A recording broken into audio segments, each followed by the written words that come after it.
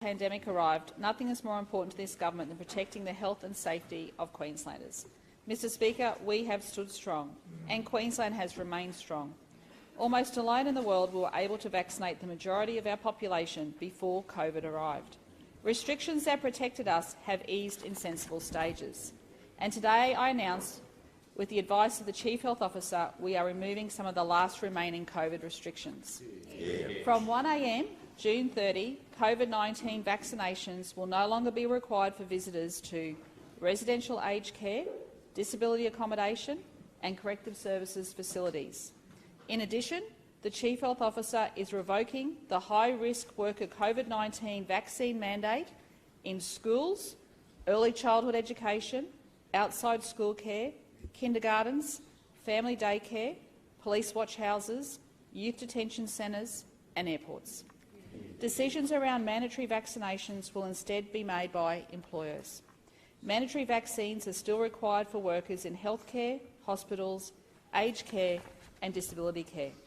The public health direction requiring post-arrival testing for those travelling to Queensland from international locations is also removed. Mr Speaker, I once again pay tribute to the resilience of Queenslanders. For the strength of the response to this pandemic, we have stood shoulder to shoulder, side by side, looking after each other through the worst of times. I once again urge everyone to get vaccinated and to get your free flu vaccine before June 30. Mr Speaker, I have more good news for Queensland. This week's budget is about good jobs, better services and a great lifestyle for every region. Our regional action plans set out the budget highlights from far north Queensland to the border. Almost two-thirds of our capital works investment is in regional Queensland. Our health and hospitals plan will build and expand hospitals and health facilities in every health district. We govern for all Queensland. That includes regional cabinet meetings like the one last week in Stanthorpe and our regional community forums, and even Parliament itself. Mr Speaker, today I'm delighted to announce that the next regional sitting of Parliament will be in Cairns. And it will be next year from the 9th until the 11th of May. I'm sure the members for Cairns, Barron River and Cook will be excellent hosts, Mr Speaker, and I'm sure, Mr Speaker, you will be as well. Especially as it means a much shorter trip from Mulgrave to the Speaker's chair than usual. The venue will be the wonderful Cairns Convention Centre, which our government has put in the money for the refurbishment and expansion, over $175 million. We look forward to showcasing our investment to the rest of the community. Order. And jobs. I take the Order. Premier, sorry, members to my left, you may appreciate I actually really want to hear this statement. Premier, you have the call. Thank you. We love Cairns. I love Cairns. Mr Speaker, the last regional parliament and my local members love Cairns too.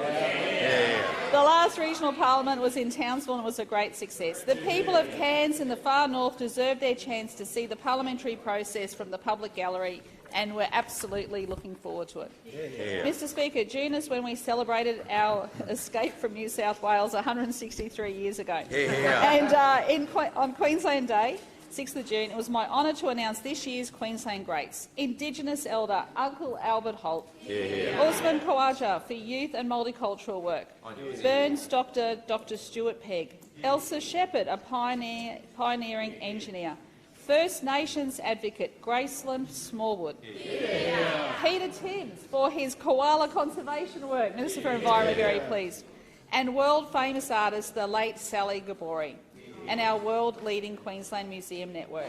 Again this year we were inspired by every recipient, every story, every great achievement. I also congratulate the 119 Queenslanders named in the Queen's Birthday Honours.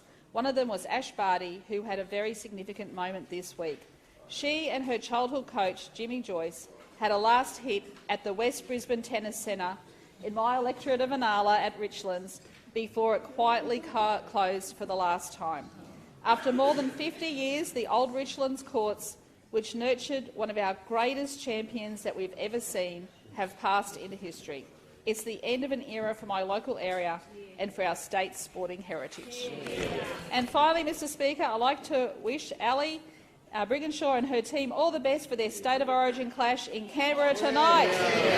Origin is a great spectacle, Mr Speaker, but tonight's game is particularly important in the context of women's sport. For the last time in history, the Women's State of Origin will be a winner-takes-all.